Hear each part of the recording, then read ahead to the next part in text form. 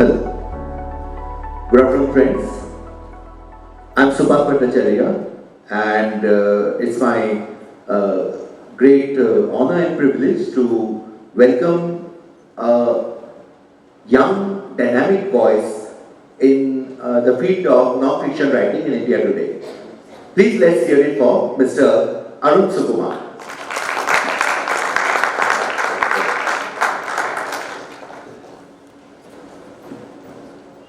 Friends, this is Arun's debut work, and for a brief intro, Mr. Arun Mohan Sukumar heads the Observer Research Foundation Cybersecurity and Internet Governance Initiative, coordinating research projects on Internet governance, data protection and international norms. He is the elected Vice Chair of the Asia Pacific Internet Governance Forum. Arun is a lawyer by training, educated at Nalsar University of Law, Hyderabad. He holds a master's degree from the Fletcher School of Law and Diplomacy, Tufts University, where he was the Douglas Dillon Fellow and the recipient of the Leo Gross Prize for Outstanding Student of International Law. Arun was previously Senior Fellow at the Center for Communication Governance, National Law University, Delhi, working on global internet governance. He has served on the editorial board of The Hindu and continues to write for The Daily on foreign relations, foreign affairs. During my interaction with Arun, he revealed something very interesting. Right now, he is working on his PhD, and his topic is something we have all wondered about but never really voiced. Why are there no international treaties for cyber governance? And I'm sure once the PhD comes across, governments across the world, they would be falling head over heels and trying to build up a treaty like this. Midnight Machines, as I have mentioned, is his first book. And to quote some of the rave reviews his book has earned, Shashi Tharoor writes, "I have no doubt that Midnight Machines will be heralded for years to come as the definitive account of India's attempts to negotiate its technological destiny." In his trailblazing book, Arun Mohan Sukumar masterfully blends history, science and politics to deliver a narrative that both enthralls and informs. He proves himself to be that rare historian with a journalist's eye for detail and a novelist's ear for prose. I have gone through the book, I can vouch for what Mr. Tharoor says. A must-read for all interested in India's technological role in the 21st century world. Another critic says, Midnight Machines is a sweeping and provocative exploration of post-colonial India's romance with modern technology. Friends, the book has the following sections. First, it begins with a prologue. Madan Mohan Malviya and the making of Make in India. Then the opening chapter is the age of innocence, followed by the age of doubt, the age of struggle, and the age of rediscovery. Mr. Sukumar, it's a great honor to have you in our midst, and I'm sure the audience would love to hear your views about the evolution of technology and its interface vis-a-vis government policies. So, the first question for Mr. Sukumar, what exactly got you interested in such a rarely explored aspect of Indian history? It's, I guess I began with the assumption that politics pretty much dominates every sphere of our lives. Dominates cricket, dominates religion, dominates entertainment. I figured technology would be no exception. But thank you for all the kind words about the book, Shwanta. I'm really grateful for you for that. I guess my interest in the book stems from the fact that I wanted to examine it from the vantage point of policy around what was happening today.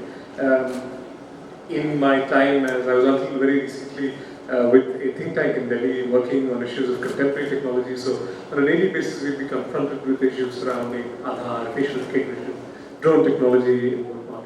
And all of these debates had a certain immediacy that you would be, of course, having to react and respond to the government's introduction of these technologies for good and bad purpose, with just the framework of the present and what these technologies could mean for the future. But I felt that if you wanted to know where you are right now, you have to understand how we got here. And this is very much an attempt to understand the politics behind why certain technologies were introduced in India or rejected by both the state in India and people. To be very honest, I didn't imagine for this book to cover such fertile ground. It started as a very ambitious project, and I must thank my editor at Penguin who sort of backed me in pursuing such an ambitious arc, because one, it does not talk about a specific technology. It's not digital technologies in the way that it's commonly understood today. I try to stay clear of space and nuclear programs, which tend to have been dealt with quite extensively and dealt with in a very hagiographic way. Most of the work that we have on India's space program, ISRO, and the nuclear energy program tends to be books or pamphlets or literature that excessively praises the advancement of these technologies. Usually written by people very closely involved with the programs themselves, and therefore do not either have the wisdom of hindsight or the perspective of distance. So this tries to stay clear to the extent possible. It's not entirely possible to do it in India, but mostly focuses on what I could say are civilian technologies, consumer technologies, or everyday technologies, in the words of David Anna, who's really a giant in this field. So civilian technologies with which Indians, ordinary Indians, have had extensive interactions with. In fact, one of the questions in the book is, why did it take so long for India to have, or ordinary Indians to take so long to interact with technologies in a very meaningful and visceral way? Thank you. Technology is a term which has multiple resonances. How have you approached the term in your book? It really cuts to the heart of the book. Technology could mean just the practice or the technique or the study of the machine. It could mean the method that is used to create the machine, and it could mean the machine itself, whatever it is. And we find that technology is a term that is unfortunately abused constantly, especially in politics, in political narrative today. So the book takes all of these definitions and tries to examine. Of course, I'm guilty as much as the political classes today in shifting this goalpost from one period to another. So in the beginning, I talk about the evolution of the pure sciences in India, which very much is about the method, the processes by which technology comes to India in the backdrop of our independence. And of course, it slowly starts to be about machines and continues to be until the end of the book, which is present day India.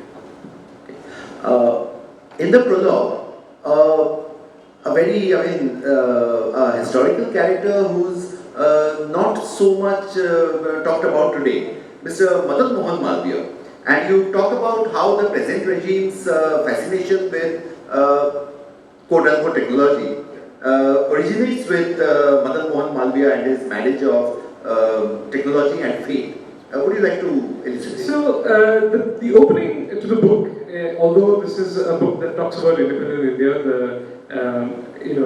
the starting point for the book in many ways is the Second World War, and also of views and beliefs that predated independence, that continues to have an influence on national approaches to technology. And the person who I pick, who by no way is an exclusive holder of this school of thought, but nonetheless is important and has sort of regained relevance today, is Madan Mohan Malviya. Somebody who is a consummate technocrat, and somebody who, we are often fond of saying that there should be more people in India who are, in politics especially, who are doers and not talkers. And people who, who would rather just keep their head down and get to work.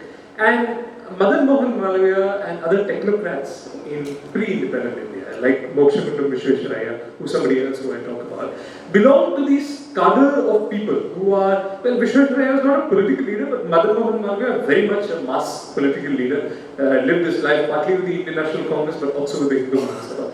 Somebody who believed that India in the initial stages of industrialization had to imitate and not innovate, and therefore immediately set himself apart from Nehru, who could be considered politically and age-wise, of course, his junior. But here was a gentleman who believed that India should imitate countries like late 18th century and early 19th century Germany, Meiji Japan, and the countries which industrialized rapidly. And he was also somebody who understood the shock that had been absorbed by, say, Meiji Japan's society overnight on account of its rapid industrialization. So, of course, we all know Madan Mohan Malviya as the creator of the Banaras Hindu University, which was started in 1918, just about a century before. But in the same year that BHU was set up by Malviya, he also wrote the dissenting report to the Indian Industrial Commission. Just by way of background, the Indian Industrial Commission was this report that had been set up by the colonial government, trying to examine the reasons why India could not serve as an effective logistical base for the British Empire during the First World War. Now, there were mostly this committee was populated by Britishers, had a few Indians, and Malviya was the sole dissenter to a report that said, look, India had been provided many opportunities, but they just didn't take care of it. They just didn't, utilize it. So well before Shashi Tharoor's captivating speech at the Oxford Union lamenting the ravages of colonialism, here was Madan Mohan Malviya giving this eloquent dissenting note, which is essentially a speech, a pamphlet. He was pamphleteering, talking about the prowess that India had in shipbuilding and all the ancient things that we were great at, but effectively laying the blame for current what he described as present day India at the feet of the British. And he said that India had to rapidly industrialize and not be bothered too much with the pure sciences. Don't let the pursuit of processes, he said of course basic sciences or pure sciences were necessary, but don't let the romantic or a noble view of what science or scientific pursuit, before Nehru used it, of course it would later come to be known as the scientific temper, so don't be bothered by it. Instead, you absorb machinery from other parts of the world which are advanced economies, build on those, reverse engineer those technologies, and build an industry of some consequence based on those industries. And in many respects, I argue in the book that Make in India is a successor intellectually and politically to Madan Mohan. Because he, of course, was a technocrat and believed India should absorb and imitate machinery and so on and so forth. But he did not want the social consequences that befell Meiji Japan to happen to India. So he wanted faith to be tethered to the technological modernization of India. So for Banaras Hindu University, he would say you should go to the workshop in the morning and to places of religious instruction in the evening. Because it was not just about Hindu instruction, but Banaras Hindu University, when it started out, also subscribed to Malviya's vision that it should teach all world religions. Now, this was his idea that culture, faith, and technology should go together. I believe that essentially this is at the heart of the Make in India program, where you are essentially looking for a Hindu renaissance that is economic in nature, that can, of course, be the basis for whatever it is you call it, whether it's Ram Rajya or something else. Yeah? I found this very interesting quote in your book. The Indian state has always foisted upon the public, for political or economic reasons, an ideologically motivated approach to technology that carried deep cultural and social consequences. The economic legacy of Nehru today is a matter of passionate debate, but then equally important is his technological legacy. You, in your book, have said that Nehru's quest to create a scientific temper is rightly lauded for creating a hierarchy of scientists and engineers in India, but it also gave space to the government to tell what the right view of technology was. And you repeatedly talk about Nehru's very amateurish and naive enthusiasm for technology. Please, I think, you're right in that Nehru's legacy on pretty much any aspects of governance or politics in India is questioned today, especially his views on non-alignment, foreign policy in the aftermath of the war with China, on the economy, as you said, whether this planned economy was really good for the country's future or not. But what I found, and which I could say is somewhat of an accurate statement, notwithstanding my own beliefs, is that Nehru's legacy of technology is pretty much unchallenged today. That his vision for technology and science in India is largely believed to have been a force for good. And he is the guy who sort of instilled the scientific temper in India. It was under his vision, under his term as Prime Minister of India, that you had the IITs and the temples of modern India, including the steel plant, the River Valley projects, and so on and so forth. This book tries to push back a little bit on that legacy. It tries to question it because a lot of what Nehru sought for India to be as a technologically advanced state, I argue, was rooted in a very sort of romantic and ultimately naive vision of nation building. The book, of course, and with a lot of caveats, given that historians always use these narratives with the wisdom of hindsight, there were many political, philosophical, and even financial reasons why Nehru took this view. You know, that India had to first cultivate the fundamental sciences, the basic sciences, create research and development in the laboratory that can then be scaled up. Unfortunately, none of this happened. Today we know that the IITs are essentially feeder institutions for American or British or West German companies. The process of brain drain began in the Nehru years. In fact, just after Nehru, the first batch of IIT Kanpur graduated in 1965. The US President Lyndon B. Johnson passed what is called the Immigration and Nationalization Act. So it is, of course, circumstance beyond his control, but as soon as this act was passed, there was essentially a straight path to American citizenship for people who were graduating out of the IITs, and the rest is pretty much history. So, but why is it that these men and women who graduated from IITs could not stay back in India? And a lot of it has to do with Nehru. For example, there is the book documents this conversation between Nehru and the then ambassador to the United States and Mexico from India, Mr. G.L. Mehta. And Mehta, constantly writes to Nehru saying, look, all these scientists and engineers who study in the United States from India keep writing to me and say they want to do something for India. And and then Nehru says, whenever they come to India, they keep complaining that the equipment is not good, the technology is not advanced, and therefore we're not able to contribute meaningfully in the process of nation building. So Nehru writes to Ambassador Mehta and says, please can you tell them to remain in the United States. So this is the view that Nehru took towards people who did not share his vision for scientific advancement in India. The book documents what was perhaps the most crushing disappointment for Nehru in terms of his view towards modernization or technological advancement, which is that of the solar cooker. Under the political leadership of Nehru, the National Physical Laboratory and the Council for Scientific and Industrial Research embarked on this project called the solar cooker, which is essentially trapping or miniaturizing solar energy for household purpose, that is cooking.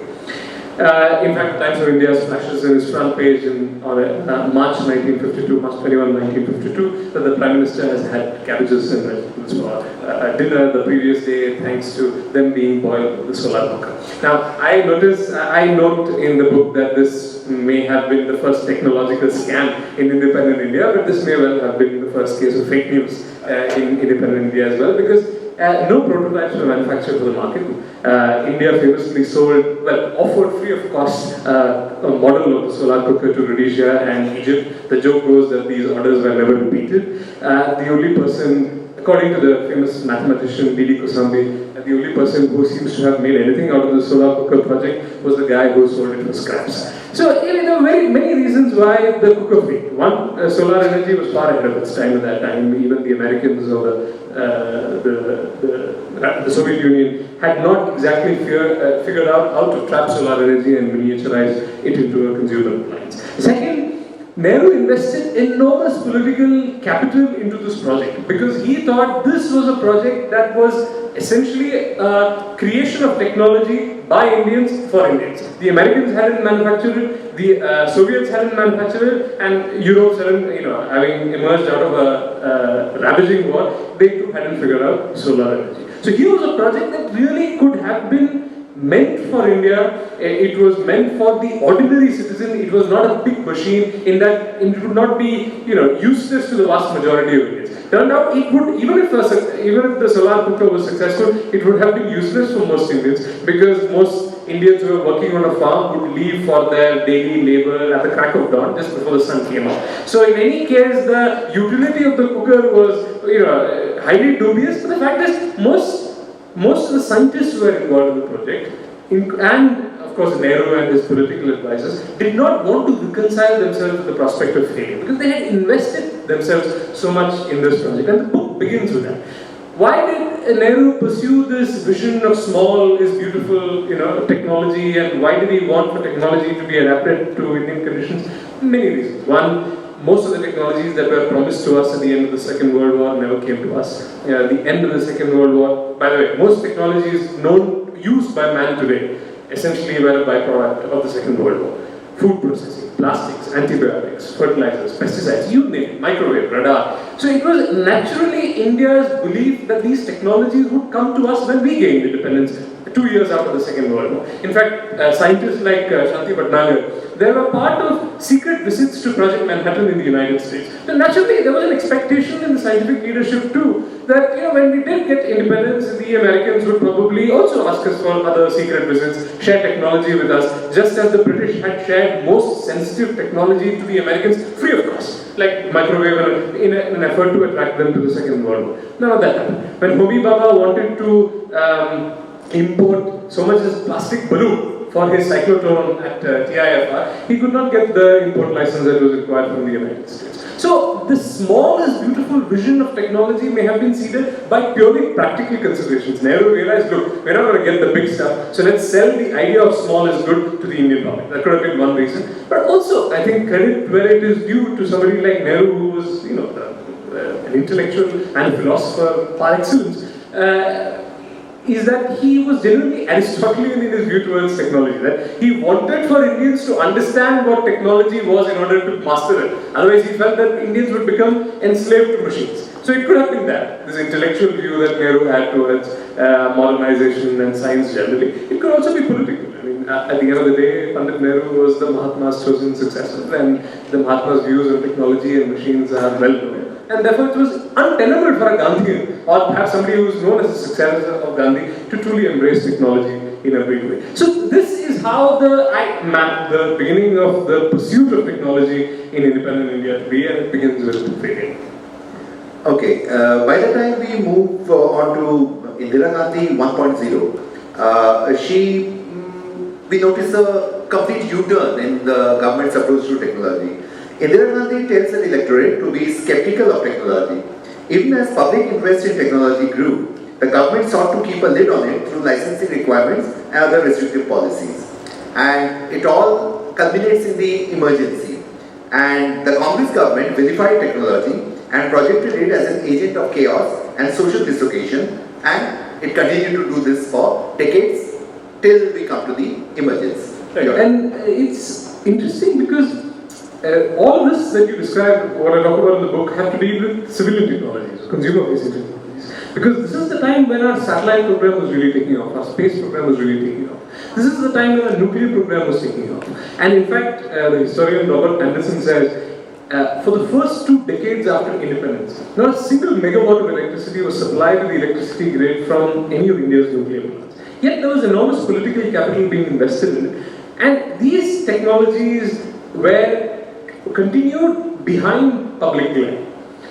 At the same time, this project of discouraging the other thing that happened was the Green Revolution. Effectively, the introduction of high-yield variety of wheat in the fields of Punjab and other parts of India overnight, because we were hit by back-to-back droughts in 1965 and 1960. So, make no mistake, this was a period when technology was being introduced in India. It was just not being introduced in the public sphere. It was certainly not being introduced in an everyday sense. This was also the beginning of the license quota Raj. So you would see that there were a great many barriers that were being put up by the Indian government towards the absorption of technology both into the industry as well as, of course, the end user. And as a result of which, not only were these obstacles being placed, but the Indian government was actively discouraging or sowing doubt, which is why this period is described in the book as the age of doubt, actively seeding doubt in the mind of the average Indian citizen. This is when the anti-computer protests begin. The anti-computer protests are seeded in Bombay by the labor unions. An Indian government committee is constituted which examines the effect of computers on automation. So in many respects, history is repeating itself today. And the committee says, we don't think that computers will have a serious consequence or a serious effect on job loss. We don't think that many jobs will be lost by the introduction of computers in public sector utilities like units like LIC. And yet, the government decides to bury that report thanks to folks like George Fernandez taking a leadership role in trade unions, computers. The Indian government too takes a tough stance on computers, eventually leading, for various reasons, to the exit of IBM from India in 1978. So this is the time when the government really also hijacks what is called the appropriate technology narrative. An economist called Ernst Schumacher publishes a famous book called Small is Beautiful. He says the world should move towards labor-intensive technologies that do not use a lot of resources because they are environmental friendly and they do not result in the guzzling of resources. The Americans and the Europeans buy into this narrative. This is also coterminous with the rise of the counterculture movement in the United States and indeed with the rise of Silicon Valley. So there's a whole parallel history going on there. But the Indian government co-opts for very political reasons. This narrative on appropriate technology tells Indians that it's okay to mechanize bullock carts, to cultivate biofuel from gobar gas, to cook, to invent cooking stuff that run on cow dung and so on and so forth, which are by sheer design they're not scalable technologies, and therefore they're not produced for the market. And the pernicious legacy of that period still continues to haunt us today. Because I'm sure all of you would have read one report or the other in the major national dailies talking about how an IIT student in his or her final year has created a robot that runs on biofuel, or has figured out a way how plastics can be used in paving of roads. Everything, right? And I'm sure we have not bothered to check what has happened to this IIT student after the prize was won. And I'm sure he or she is working in an American company which in fact manufactures technology at scale. And this fetishizing of small technology that was just unviable and just not adapted to the market begins this time. In fact, V.S. Naipaul, on a visit to India, says the mechanizing of bullock carts is a fascinating intellectual adventure, a sterile but fascinating intellectual adventure for all those concerned, including Indira Gandhi and her scientific establishment, but totally useless for all of us. India wounded civilization. India wounded, that's right. And it ends with the emergency. Some of those fascinating information that sort of hit me while researching the book comes from the emergency. Despite the clamping down of technology, the import of computers during the emergency, the years of the emergency triples. So there is clearly a great demand for, there are surveys done in post-Green Revolution and post-emergency Punjab, the bulk of the excesses took place, where people are depicting, I have no idea, I have no way to put a finger on the pulse, but essentially people warming up to technology despite the systematic sealing of doubt that has happened for 2 decades. And that's really where that period of Indian history is. It was so heartbreaking to read about India's non-participation in the Human Genome Project. Please tell our audience about that fiasco. So if you read the Indian Express report yesterday, I believe there's now another project that has been started to map the genome of the Indian. I don't know what the Indian is, because there are many of us and from various backgrounds, ancestries and so on, ethnicities and so on. But in the late 80s, we were, and this is again, to me it was a classic case of history repeating itself. In the late 80s, when the Human Genome Project was seeded, mostly by laboratories in the United States and the West Coast and UK, Japan and France, there were a small group of countries involved, and the project had enormous consequences naturally because this was the first systematic effort to map the human genome, and the implications would be profound to figure out exactly what we are made up and how we are constituted.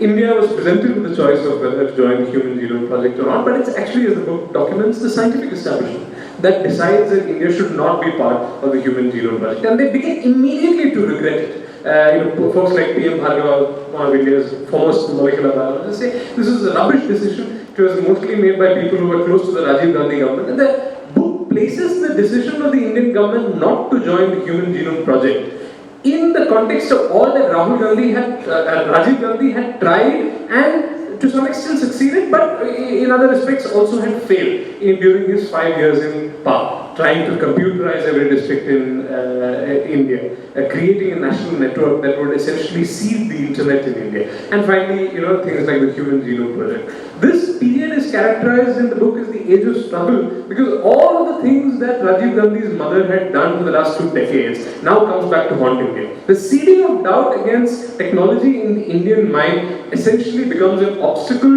to the efforts of technocrats and political leaders who were technocrats themselves, like Rajiv Gandhi and his computer boys, quote unquote, to introduce technology into India, but they are met with resistance. Sometimes with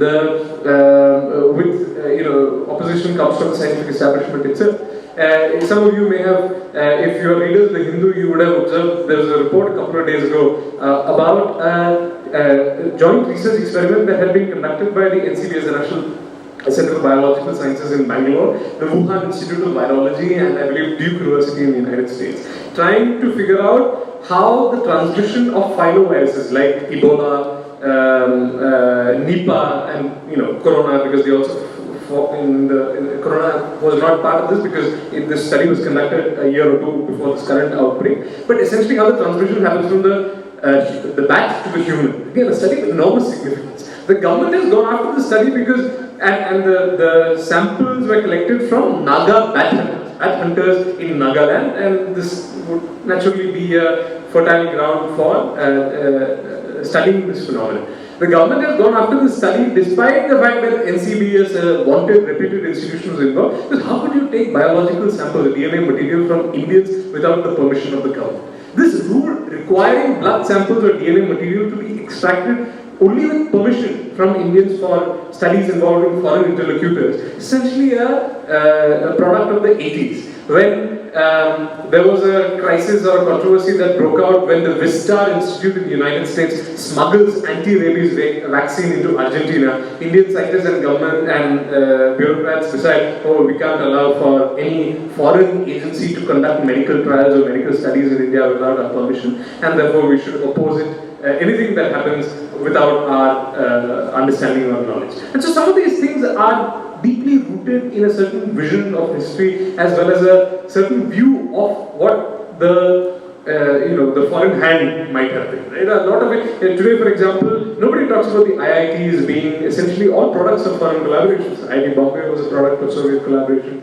IIT Kharagpur, IIT Madras thanks to Germany, IIT Delhi thanks to the UK, IIT Kharagpur to all of them. So systematically and to some extent the blame has to fall on folks like Nehru. We have been whitewashing the extent of foreign collaboration to some of our most successful technological projects. And we've become rooted in this nationalistic narrative that has been hijacked by others. Now, it may be, we may laugh when a minister says that the first example of cosmetic surgery in India was when the head of a god was, or head of an elephant was transplanted into that of a god. But the fact is that this ground had been paved and tilled for a long time that enabled people to capture a nationalist discourse.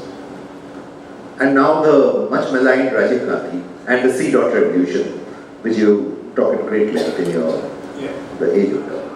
So, like I said, this book, the book characterizes this as the age of struggle. Despite the best efforts of Rajiv Gandhi and his coterie of technocrats, they are unable to inject technology. And Rajiv Gandhi is somebody who said famously that technology should be injected with political values. Despite his best efforts, he's not able to do this. And he creates what is called NICNet, the National Informatics Center began during his time. NICNet was a network of computers that essentially connected every district in the country to a computer, which was then subsequently connected to a database in the government. Now, I'm not a techie, and therefore my understanding of the technical capabilities of this network is quite limited. But even to me, the possibilities of something like NICNet, which was created 1 decade before Google, is fascinating. You could search for information from this database. This was the birth of big data in India at a time when the world wasn't even thinking along these terms. At this point of time, the internet was basically a few computers connected in the west coast of the United States, connecting some university students, and this was a project of the geeks. Here was something that was being built by the Indian government, scaled up immediately to the 400 odd districts that existed in India. But the program failed because one, bureaucrats at the lowest level or at the panchayat level did not want to feed data into these computers. Second, they had trouble understanding, what was, I think it was Lotus or WordStar or whatever the program was at that point of time. It was used to feed information to these computers. Third, and in hindsight they have been vindicated, they deeply mistrusted the central government with what that central government would do with the data. In the age of Modi and CAA, this might have been a valid doubt, but even at that point of time, the bureaucracy at the lower level did not want to share data with the central government. And lastly, even the political class and the local, the district and the state level did not want to share data with the center because it would essentially make transparent the system of governance by opening it up to scrutiny by people who had access to data.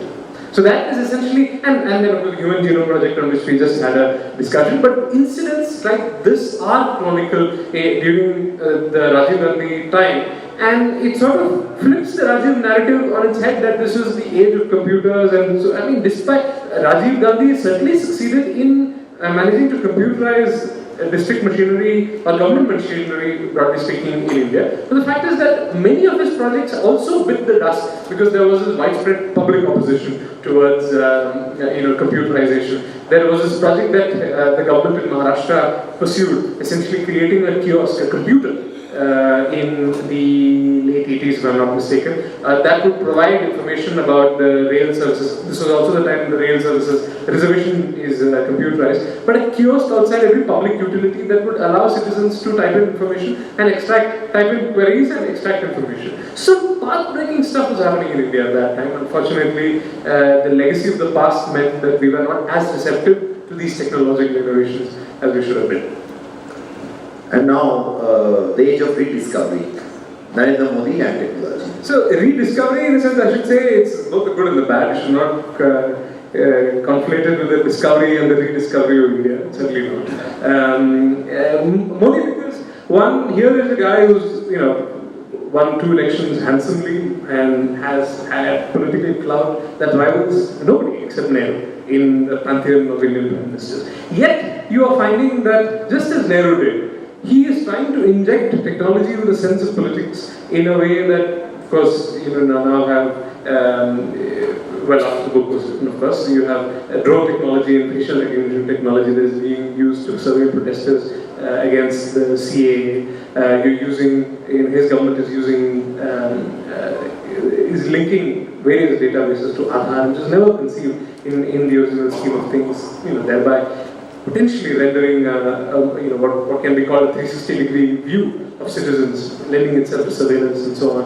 And this is also a government that came to power by harvesting the power of digital platforms. So he's somebody who, unlike his predecessors, has asked Indians to viscerally embrace technology, but is now beginning to doubt its utility. So the book begins with this interaction that he's had on a Pariksha Pe Charcha platform, where a mother of a school-going child asks Modi, my son is addicted to video games, and so what should I do to wean him away from this video game? And I'm sure many of you have seen the video clip where he says, ye PUBG wala hai kya, it goes viral. But what he says after this sort of quip is really what is interesting. He says technology, samasya bhi hai, samadhan bhi hai. It's a problem and the solution. And it's interesting that Modi now, in some respects comes to doubt the, miraculous powers of technology despite having come to power on that way. And he's worried about the extent to which civic activism in India is being depleted by the effect of technology. He is worried about, and the book's argument is that, he may believe in the virtues of technology, but he's certainly worried about the effect it will have on civic mobilization and what that means for him to, say, create a pan-Indian electoral base that helps him and his political machinery to keep winning elections. So, it is in a sense an age of rediscovery because it is going back to the injection of politics in the technological advancement of India. So friends, as you can see, the book is a very comprehensive view of the various contradictory forces that work at disseminating technology in India. And I wish we could continue with this, but now the session is open to the House. If you have any questions for the author, you can ask them. I'll take the question from the gentleman at the back. Right at the back there, yeah.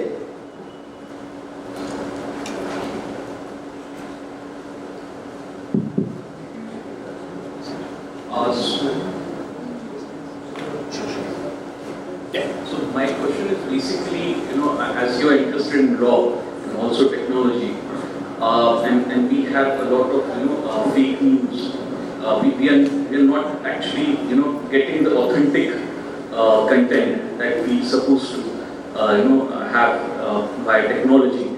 So is there any what kind of changes would you suggest to make this more democratic?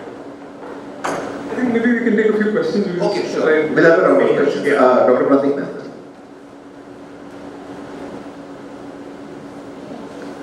Thank you, Arun, for a wonderful narrative about the politics of technology. Two things. One is, even as I was listening to you, the politics of technology is one thing, but there is also perhaps a subtext, another narrative which says the politicization of technology.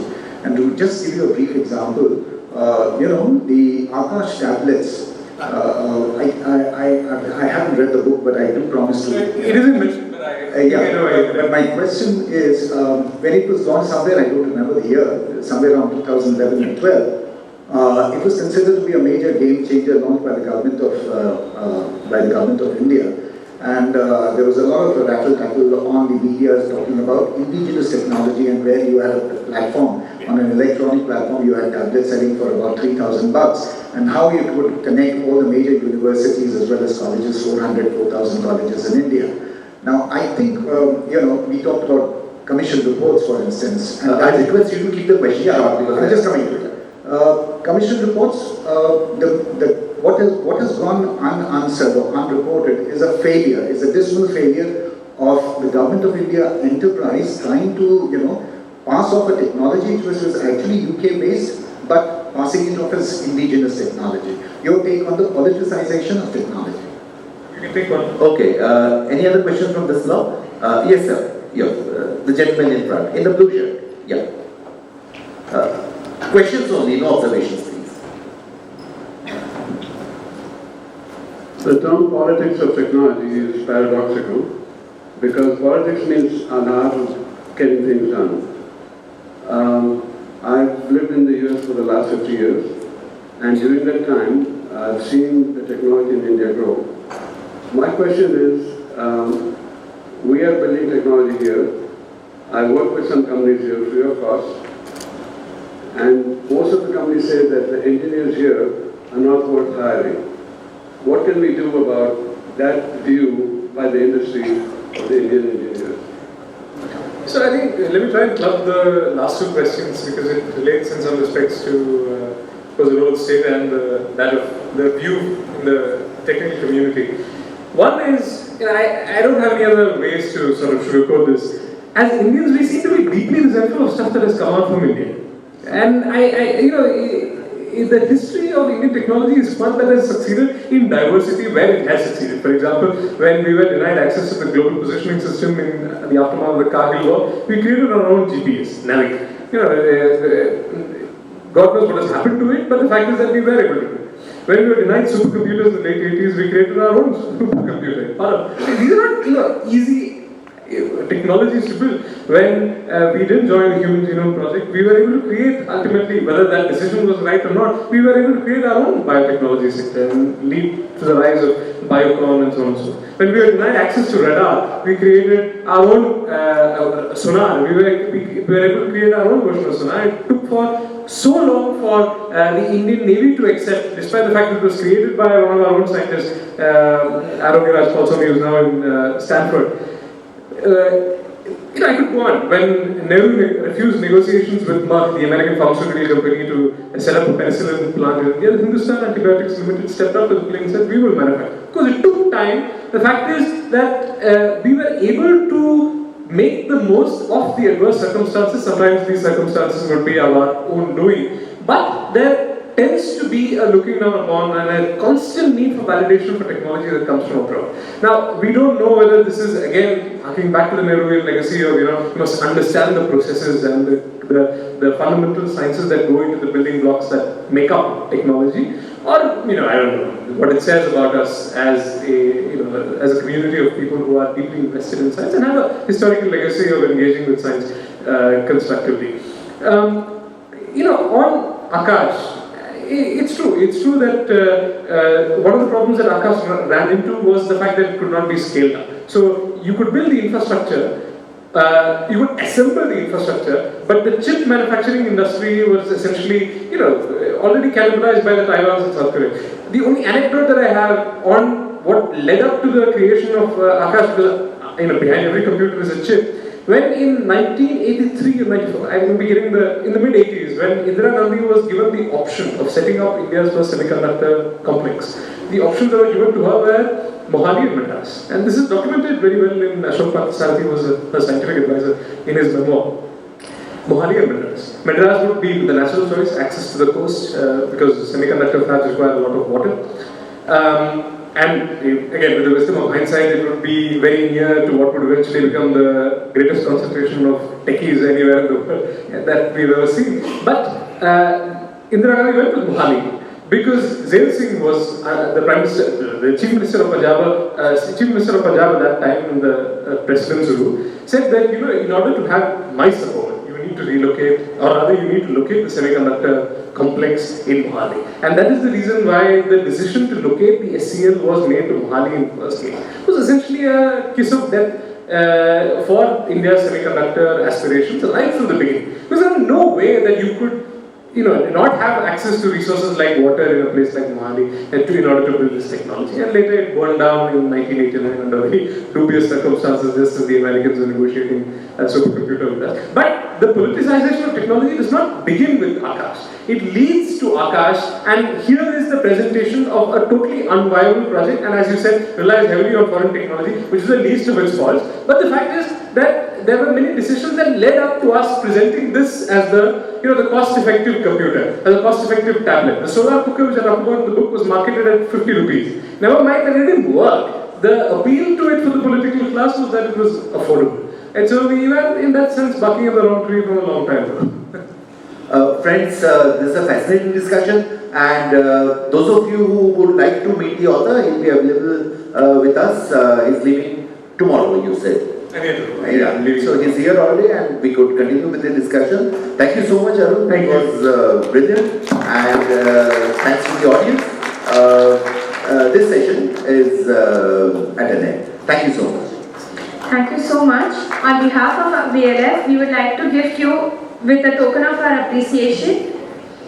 The gift has been sponsored by Sony OfficeMate, manufacturer and exporter of quality stationery products. The gift kit also contains the abstruse written by Harleen Vish. Can I please ask Harleen Vish to give you the gift?